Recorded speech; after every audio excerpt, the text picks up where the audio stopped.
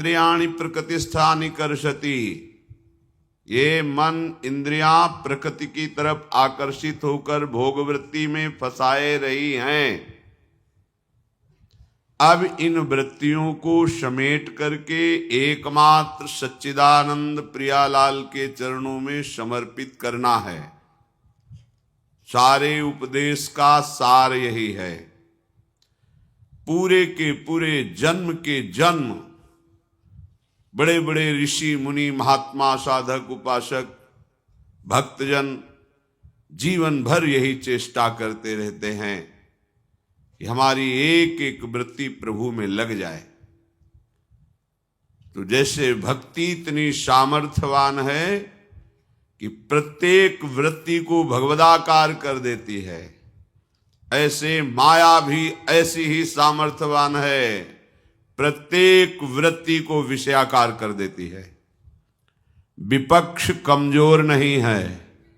ध्यान देना, तुम जिस मार्ग में चले हो ये महाभारत से भी बड़ा युद्ध है। महाभारत में प्राकृतिक बलधारियों को परास्त करना है, सामने जो पांच भौतिक शरीर वाले हैं। यहां सूक्ष्म रूप से अंतर महाबलवान कामादि विकार जो महाभारत में विजयी हुए उनको भी परास्त करने की सामर्थ्य रखने वाले ये षड विकार सबके अंतःकरण के अहम धर्म पर अपना निवास स्थान बनाए हुए हैं। कहीं बाहर नहीं, अंदर ही विचार रूपी बाणों से भगवत कृपा पात्र जन इन विकारों को नष्ट करते हैं। ऐसा कभी युद्ध में नहीं पाया गया कि जो विजय को प्राप्त हुआ है उसके शरीर में कभी घाव ना हुआ हो। विपक्ष के बाणों से घायल होते हुए भी विपक्ष को परास्त कर वो जय को प्राप्त होता है। ऐसे ही प्रत्येक साधक भगवत मार्ग में आचार्य वाणी, गुरु आश्रय, आराध्य देव की कृपा का बल लेकर के माया के इन बलवान पार्षदों को, इनके वेगों को परास्त करता है। ऐसा नहीं कि जब से शरणागत हुआ तब से उसके द्वारा विजय ही विजय हुई। नहीं, बहुत बार जो महापुरुष भी बन गए हैं वो भी इनकी चोट से घायल हुए हैं। इनकी चोट कोई साधारण नहीं है। बड़े बड़े मुनियों को भी विक्षिप्त कर दे। छुट चेतन जो अचेत तेऊ मुनि भय विषवासित हित सजनी स्वरूपा, हरिवंश महाप्रभु कह रहे हैं। कभी न कभी उपासक को ये आंतरिक शत्रु अपने वेग में फंसाकर परास्त करना चाहते हैं, परास्त नहीं कर सकते क्योंकि भगवत बल है, चूक हो सकती है। हमें सदैव ये ध्यान रखना है कि हमारी एक एक वृत्ति प्रभु में लगना है। यही हमारे जीवन का लक्ष्य है। अगर हम किसी भी साधक से चूक हो जाती है, गलती हो जाती है, हृदय से जलो, प्रभु से क्षमा याचना करो। क्षमा समुद्र है, आगे बढ़ो। राग द्वेष का, निंदा स्तुति का समय नहीं है, नहीं तो हमारा मार्ग इसी में बाधित हो जाएगा। माया जीत जाएगी और हम हार जाएंगे। ये ऐसा प्रहार है कि कोई विपक्ष को नहीं देखता है, सीधे उस व्यक्ति पर अंगुली उठाई जाती है। ये कोई साधु ही जानता है कि इस मार्ग में चलने वालों को कैसी पीड़ा सहनी पड़ती है। आप सब अपने हृदय को देखें, प्रकृति के वार को सहने की एक मिनट सामर्थ्य नहीं तुम्हारे अंदर। अगर किसी के अंदर है तो आचार्य गुरु का शरणागत ही होगा। जो प्रभु का आश्रय है, प्रभु के नाम जप में लगा है, वही इस वेग को सह सकता है, इनके प्रहार को सह सकता है। हजारों सद्गुण हैं, एक वृत्ति दुर्गुणी हो गई, तुम्हें संसार क्षमा नहीं करेगा। उपासक सावधान, वो हजार गलती करेगा फिर भी मुझ में ताव देकर निकलेगा, अपनी सफाई पेश करेगा, गर्व में रहेगा। तुम उपासक हो, एक गलती होगी 1000 गालियां देंगे, कोई क्षमा करने वाला नहीं, क्षमा समुद्र प्रभु के सिवा। चूक ना होने पावे, चूक हो जाए तो हृदय से प्रायश्चित करो। हे नाथ, आपकी विमुखता के कारण चूक हुई। अगर मेरा भजन चल रहा होता तो मैं इस कुमार्गगामी प्रवृत्ति से परास्त नहीं होता। दुर्वासना मम सदा परिकर्षयंती। हे नाथ, देखो ये दुर्वासना सदैव मुझे अपनी तरफ घसीट रही है, कृपा करो। उपासक रोए प्रभु के सामने। गर्व का तो स्थान ही नहीं है। संयम से चल रहे हो तो भगवत कृपा है, संयम बिगड़ गया तो कहीं ना कहीं प्रमाद है, भगवत भजन की विमुखता है, तभी ये हमको विकार परास्त करते हैं। इसलिए भगवदवाणी, गुरुवाणी, संतवाणी, इनका जब हम आश्रय लेते हैं अक्षरशः बिल्कुल अपनी बुद्धि न लगा के, तब हम इस माया के पार्षदों से विजय प्राप्त करते हैं। एक छोटी मोटी बात नहीं, संसारिक लोग नहीं जानते। एक झटके में चारों खाने चित्त जो गिरते हैं, वो क्या जाने लड़ना। इन विकारों से लड़ना तो कोई भगवत प्राप्ति के मार्ग का उपासक ही जानता है। घाव पे घाव होता है, कोई मलहम लगाने वाला नहीं। और हमारे प्रभु निरपेक्ष होकर केवल देखते हैं। किस लिए? तुम्हें बलवान बनाने के लिए कि तुम हमारी माया से परास्त ना हो। उठो, फिर लड़ो, फिर गिरोगे, फिर तुम्हें ही लड़ना पड़ेगा। चाहे जितने जन्म लगे, तुम्हें बलवान होकर निकलना पड़ेगा। ये हमारे प्रभु चाहते हैं। इसलिए अर्जुन जी को आदेश करते हैं, मात्रा स्पर्शास्तु कौन्तेय शीतोष्ण सुख दुखदा आगमा पाइनो अनित्यास्तास तितिक्षस्व भारत। हे अर्जुन, ये इंद्रियजन्य अनुकूलता प्रतिकूलता का तुम्हारे ऊपर प्रहार होता रहेगा। ये उष्ण कामादि अग्नियां, शीत, अनुकूलता, प्रणाम, नमस्कार, प्रशंसा, ये दोनों तुम्हारे जीवन में आएंगे। तुम्हें ना तो अनुकूलता में फंसना है, ना प्रतिकूलता से निराश होना है। तास तितिक्षस्व भारत, इनको सह जाओ, महात्मा हो जाओगे, परम पद के अधिकारी हो जाओगे। भगवान सामने खड़े हैं, पर कहते परम पद के अधिकारी तभी होगे जब तुम सह जाओगे। अगर तुम सह नहीं पा रहे हो तो बल को मांगो प्रभु से। वो इंतजार कर रहे हैं, तुम अहंकार होकर दैन्य भाव से मांगो तो अपिचेत सुदुराचारो भजते माम मनन्य भाग साधुर्य मंतव्य सम्यक व्यवसिता है सा। चाहे जितना बड़ा दुराचारी हो, एकमात्र भगवान के बल का आश्रय ले ले तो महात्मा बन जाएगा। करो सद्यते साधु समाना। संसार नहीं समझेगा तुम्हें। तुम्हारे मालिक देख रहे हैं तुम्हें, ईश्वर देख रहा है। ईमानदारी से भगवत मार्ग में चलो, फिसलोगे तो शास्त्रावाहु भगवान तुम्हें अनंत भुजाओं का बल देकर बचा लेंगे। आप प्रमाद करोगे, उनकी कृपा, उनकी क्षमा का अनादर करोगे, पुनः बार बार वैसा करोगे तो भगवान कृपा समुद्र में वो दंड विधान नहीं करते। स्पष्ट समझ लीजिए, जहां कहीं ऐसा दंड विधान दिखाई देता है, उनकी अपार करुणा होती उसमें। पर उनके द्वारा निर्धारित किए हुए लोकपाल शक्तियां ये तुम्हें दंड देने लगेंगी, क्योंकि तुम भगवान की कृपा का अनादर करके, उनकी क्षमा का दुरुपयोग करके मनमानी आचरण करते हो तो तुम भगवत शरणागति में कलंक लगा रहे हो। तो उनके पार्षद फिर आपको दंड देने लगेंगे। फिर आप कहोगे भगवान की शरण होने पर भी हमारी ये हालत है। इसलिए सावधान, ये बहुत बड़ा युद्ध है। उपासक, तुम केवल अकेले हो। पूरी सृष्टि तुम्हारी परीक्षा में है, पूरी सृष्टि तुम्हारे विरोध में है। किसी को तुम अनुकूल मत मान लेना। कैसे? कोई बहुत तुम्हें प्यार करता है, अनुकूल करता है, तो तुम्हारी आंतरिक वृत्ति को चुरा रहा है, वो तुम्हें परास्त कर रहा है। रागात्मक वृत्ति तुम्हारे भगवत चिंतन में बाधा पहुंचा देगी। कोई तुम्हारा विरोध कर रहा है, निंदा कर रहा है, अपमान कर रहा है, तो द्वेषात्मक वृत्ति घसीट लेगी और तुम्हारी भगवत चिंतन की वृत्ति में बाधा पहुंचा देगी। इसलिए राग द्वेष दोनों खोजिए पद निर्वाण, मत करो चिंता।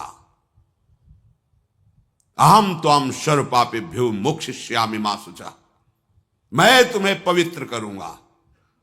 बस तुम्हें अपने स्वामी की आज्ञा पर चलना है। स्वामी जानते हैं। श्री स्वामी हरिदास जी महाराज कह रहे हैं, ये विचित्र माया पसारी आपकी है। कौन ऐसा ऋषि मुनि है जो इस माया की गोद में बैठकर आपको भूल ना जाए। इसलिए हमसो ना बिगाड़न को, तोसो ना संवारन को, तोई मोहि पड़ी होड़, कौन दो जीते है कौन दो हारिए, पर बदी न तोड़। ये विचित्र माया भगवान की है। समझ में नहीं आती है कि क्या रूप रख करके तुम्हें परास्त कर देगी। एक रूप है, जैसे भगवान की अनंत महिमा है, ऐसे अचिंत्य महिमा माया की है। ये विषयी पुरुष संसार के भोगों में रत केवल बाहरी चेष्टा को देखते हैं, उपासक की आंतरिक युद्ध वृत्ति को नहीं देख पाते। भगवत कृपा पात्र फिसल सकता है, लड़खड़ा सकता है, लेकिन ना में भक्ता प्रणश्यति, मेरे भक्त का कभी नाश नहीं हो सकता। तुम क्या बिगाड़ सकते हो। अपनी वृत्ति को निरंतर भगवत चरणारविंद में लगाने का प्रयास करो। ठेका भगवान का और गुरुदेव का है तुम्हें भगवत प्राप्ति कराने का। आप बार बार आज्ञा का उल्लंघन करेंगे, फिर भी उनके हृदय में कोई फर्क नहीं पड़ने वाला। तुम उनके हृदय को नहीं जानते हो। अगाध समुद्र हैं, पर उनके द्वारा निर्धारित किया हुआ शासन विभाग भागवतिक तुम्हें फिर चैन से नहीं रहने देगा।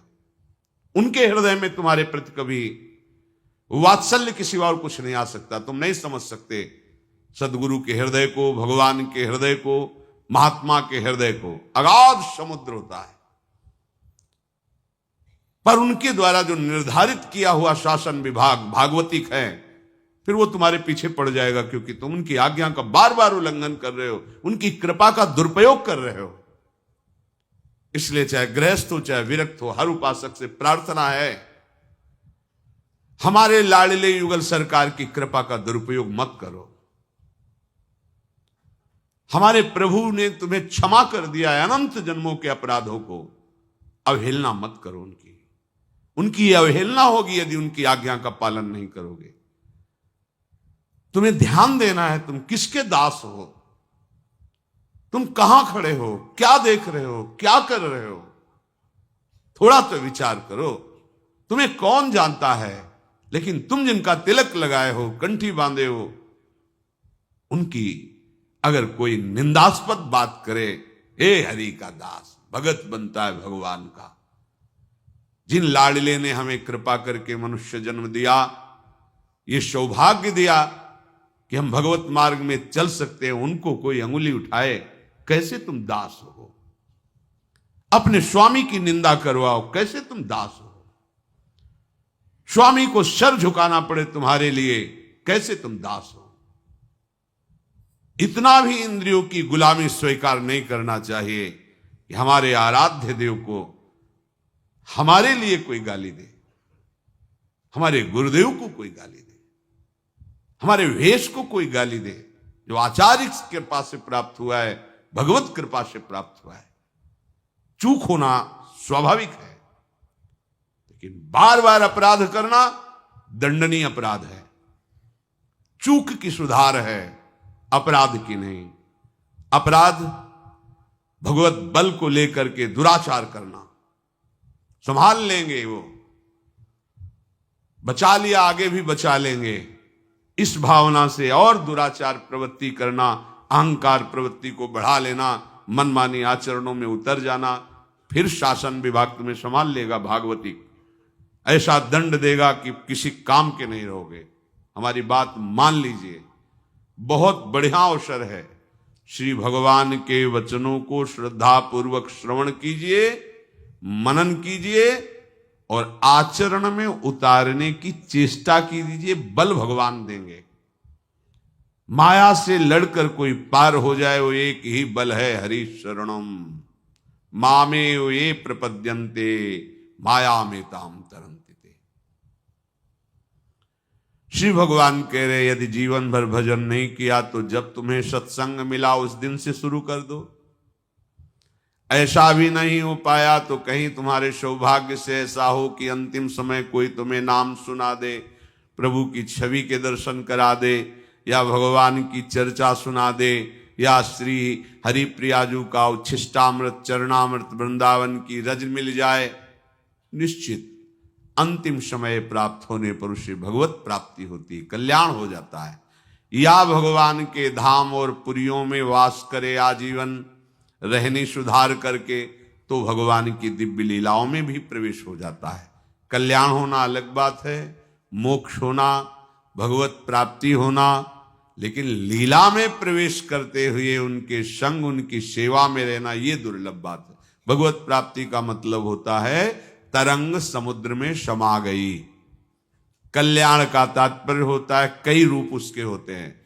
इस जन्म में जो तुम्हें साधन व्यवस्था मिली, दुरुपयोग किया तो भगवान तुम्हें फिर किसी जन्म में कृपा करेंगे, नीचे की योनियों में ना जाने देंगे।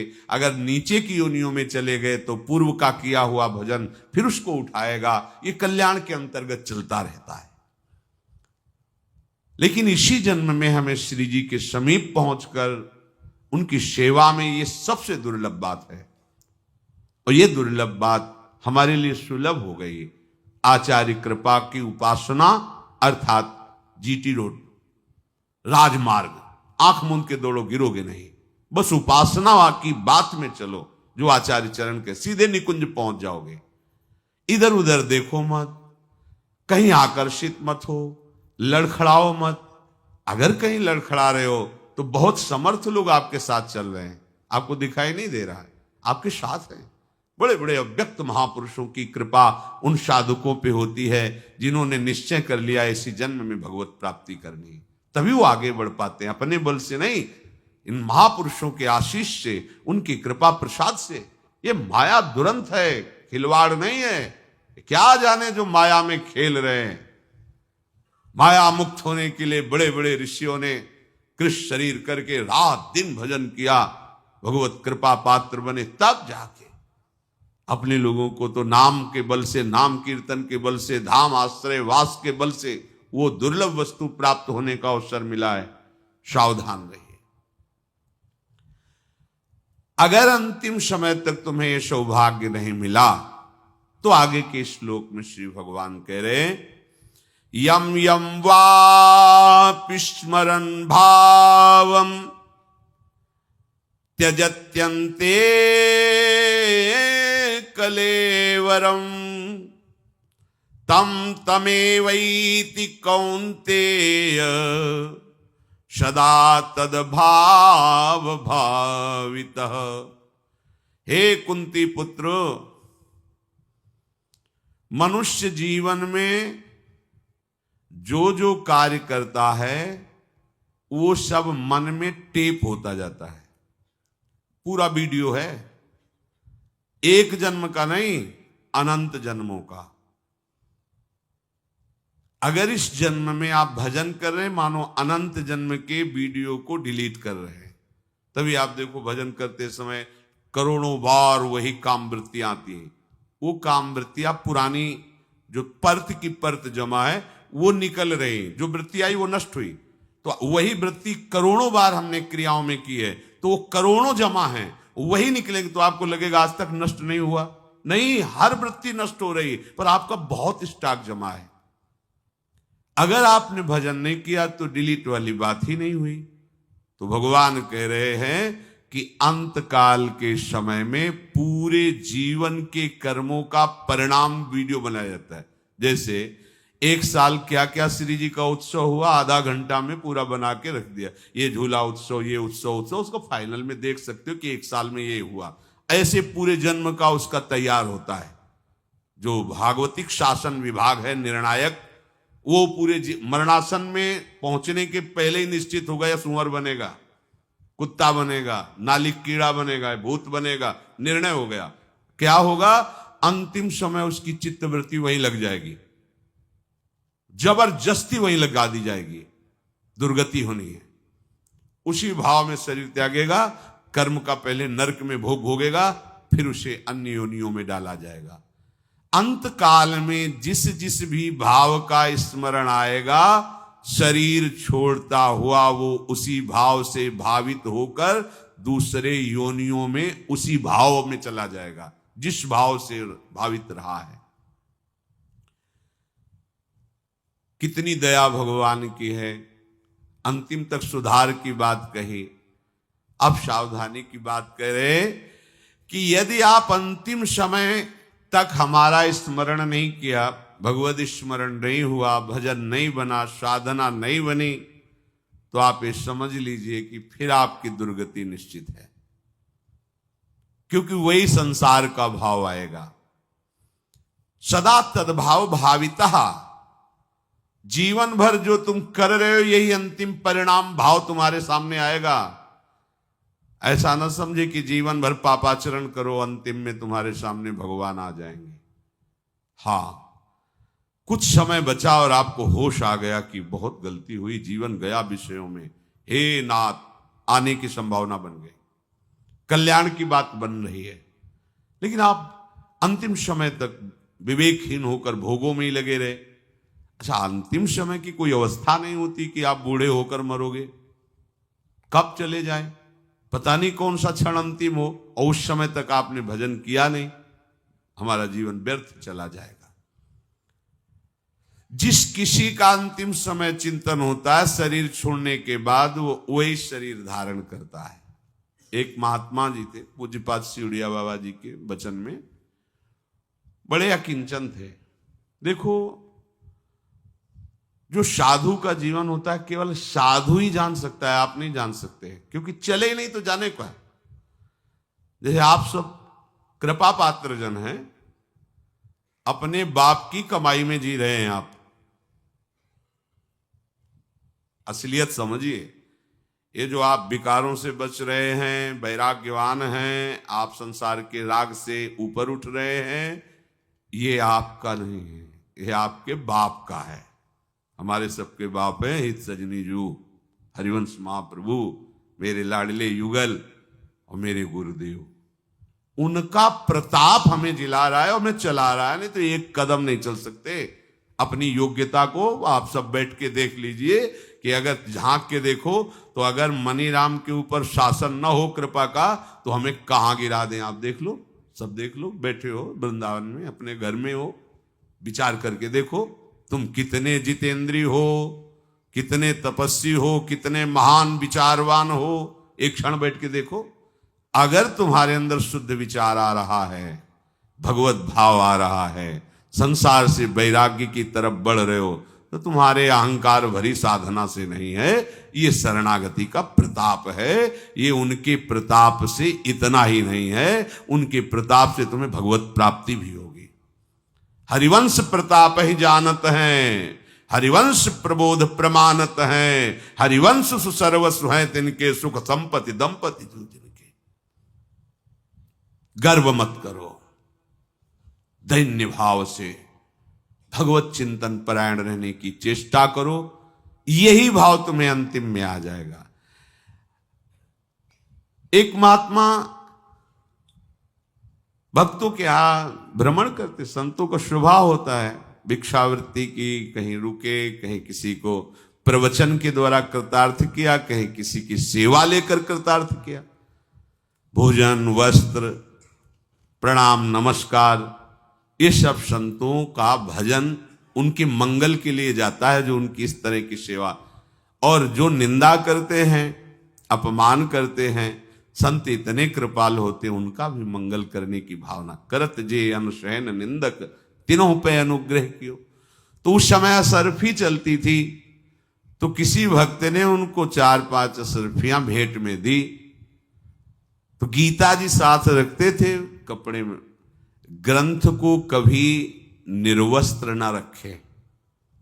आचार्यवाणी, भगवदवाणी, एक रुमाल ही भले चाहे तुम्हारे पास हो, कभी जमीन में ऐसे मत रखना, आसन में विराजना, बहुत सम्मान दो। गुरु ग्रंथ साहब का कैसा सम्मान करते हैं उपासक जन, वहां देखो छत्र चवर के साथ गुरु ग्रंथ साहब चलते हैं। हमें लगता है हर वाणी का सम्मान आचार्य और गुरुवाणी का ऐसे ही करना चाहिए। प्रणाम है उनकी श्रद्धा को और उनकी इस भावना को, जो अपने गुरु ग्रंथ साहब को भगवान की तरह और भगवान से बढ़कर मानते हैं, प्राण देने के लिए तैयार हैं। अगर गुरु ग्रंथ साहब की तरफ कोई भी अवहेलना की दृष्टि से देखे तो उनकी सेवा करने वाले अपने प्राण निछावर करने के लिए तैयार हैं। हमें शिक्षा हर जगह से लेनी है। हम अपने गुरु ग्रंथ को कैसे रखते हैं, यह ध्यान करना है। आचार्यवाणी, भगवदवाणी साक्षात आचार्य और भगवान का स्वरूप है, वैसे ही हमें रखना चाहिए। तो गीता जी को सुंदर वस्त्र से आविष्ट करके रखते थे, उसी में 5 असरफियां रख ली। भाव था कि किसी दिन संतों का भंडारा करेंगे। गीता जी में वो सुरक्षित रखी कुटिया में अंतिम समय आ गया। अब चिंतन फंसा कि वो 5 असरफियां जो गीता जी में रखी हैं, कैसे बताऊं शिष्यों को कि वो रखी हैं। बोल सकते नहीं, चिंतन, वो चिंतन उतना हुआ, शरीर छूट गया। तो स्वर्ण का, धन का चिंतन होने के कारण सांप की योनि मिली, पर ज्ञान विज्ञान संपन्न, उनको पूरी चेतना है।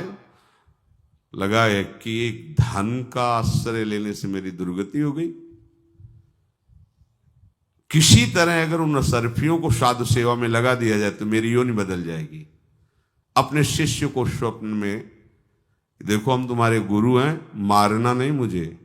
गीता जी की जो पोथी है ना, वहीं हम सांप के रूप में बैठे हैं। अभी हमारी नवीन अवस्था है, अर्थात नया सांप का बच्चा जो मिले मैं ही हूं। मारना नहीं, तुम वो असरफी लेकर के संतों को भंडारा कर दो, हमारा जीवन बदल जाएगा। देखा जाके तो छोटा सा सांप का बच्चा फड़का, प्रणाम किया, खुला असरफी, असरफियों से संत भंडारा किया, देखो सांप मर गया।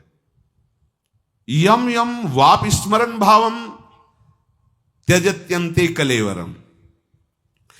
एक संत भगवान, अंतिम समय था, पड़े थे, ऊपर आम का पेड़ था, पका हुआ आम का फल था, उसमें दृष्टि चली गई, कीड़ा बनकर उस आम के रस को पाए, फिर उनका कल्याण।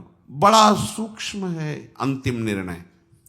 यद्यपि जो भगवान का भजन करते हैं भगवत प्राप्ति निश्चित है, पर ये उदाहरण केवल इसलिए दिए जाते हैं कि देखो गति में कितनी प्रबलता है चिंतन की। हिरण का चिंतन की, अगला जन्म हिरण का। हम अगर जीवन भर भगवान का भजन करेंगे तो देखो सांप बने, पर उनको पूरा भजन, पूरा ज्ञान है, उपाय भी हुआ कुछ क्षण के लिए, पर चूक तो हो गई ना। साधु का जीवन धन बल नहीं होना चाहिए, समलोष्टास्म कांचना इसकी सिद्धि होनी चाहिए। पत्थर का, मिट्टी का डेला और सोने की बराबर वृत्ति होनी चाहिए। इसका मतलब नहीं को फुटपाथ में फेंक देगा, सोना है तो तिजोरी में रखेगा, लेकिन महत्व बुद्धि मिट्टी के ढेले से ज्यादा नहीं है। सदुपयोग हो या कोई लूट के ले जाए, उसकी मुस्कुराहट में फर्क नहीं होना चाहिए। ये मायाकृत है, ये महत्व बुद्धि रखने लायक नहीं। जैसे एक गृहस्थ आदमी बाजार में जाता है, कितने का है कपड़ा? 100 रुपया मीटर। अरे नहीं भाई, 100 रुपया किसे, तुम 80 रुपया दो। नहीं चलो 95 तुम्हारे लिए। अरे नहीं, 15 मिनट झगड़ के 15 रुपए बचा लिए उसने। साधु कितने खाए? 100 का। अरे ले 110 ले, तुझे छोड़, हराम का आया ना इसलिए। नहीं, तुम नहीं जानते, तुम 15 मिनट में 15 रुपए बचा रहे हो। वो 15 मिनट में 1000 बार नाम जप कर रहा, उसकी कीमत क्या है? तू क्या जानता है? तेरे को अर्थ महान दिखाई दे रहा, उसको नाम महान दिखाई दे रहा। कौन प्रपंच करे? ले, जिसने मेरे को दिया तू भी आनंद ले, भजन कर। पूज्यपाद श्री ग्वारिया बाबा जी महाराज धनी मानी पीछे लगे, बढ़िया कमरा सजवाया राजा महाराजाओं की तरह, सिंहासन बनवाया, बैठे, बढ़िया बढ़िया भोग आया, पाए, बुलाया 8-10 गृहस्थों को, तुम ये सिंहासन ले जाओ, तुम तकिया ले जाओ, तुम ये कमरा ले लो। चल, तुम्हारी गणित महात्मा की गणित बड़ा फर्क है। वो भगवान के वैभव को देख रहा है, तुम भगवत वैभव को अपना मान रहे हो, हमारी संपत्ति है। एक महात्मा जी ट्रेन में जा रहे थे तो किसी ने सोने की चैन वाली घड़ी पहना दी थी, बढ़िया धनी आदमी था, गेरुए ही वस्त्र थे लेकिन बहुत हाई क्वालिटी के बढ़िया वस्त्र, बढ़िया बैग, सब बैठे थे। सामने गृहस्थ बैठे थे, हंस रहे थे, सोने की घड़ी तो देख रहे थे। महात्मा बड़े अद्भुत प्रवृत्ति के थे। होगा बाबा जी एक प्रश्न करे आपसे? हाँ भैया करो। बोले जीवन कमाते हो गए, हम सोने की घड़ी नहीं बांध सकते, आप बांधे हो, कैसे बाबा जी हो? हम में आप में अंतर क्या रह गया? हाँ बच्चा, बात तो सही। ये कौन सा स्टेशन आ रहा है? बोले अमुक के सर। उतर के चलते चाय पीते, एक एक चाय बनाओ। गृहस्थ ने पूछा कितने की चाय है? बाबा जी ने कहा चाय पीने से मतलब तुम्हें पैसे हम देंगे। जितनी भेंट दी थी जजमान ने, भगत ने, सब रख दी और कहा चाय पिलाओ। चाय वाला तो खुशी हो गया, गाड़ी हारन देने लगे। बोले एक और चाय बनाओ। बोले बाबा जी गाड़ी जा रही है। बोले बच्चा हमारा मन हो रहा है, इधर हम पैदल टहलेंगे। और बोले वो बैग और वहीं चैन उतार के रखे। बोले बच्चा किसी ने दिया है, कोई ले जाएगा। और उठे और चल दिया। ऐसे संतों को तुम वहां चवन्नी के साथ थोड़ी होता है। तुम्हारे को लगता है धन महत्वशाली है, उनको लगता है भगवत विधान महत्वशाली है, भगवान का नाम चिंतन, भगवान की शरण।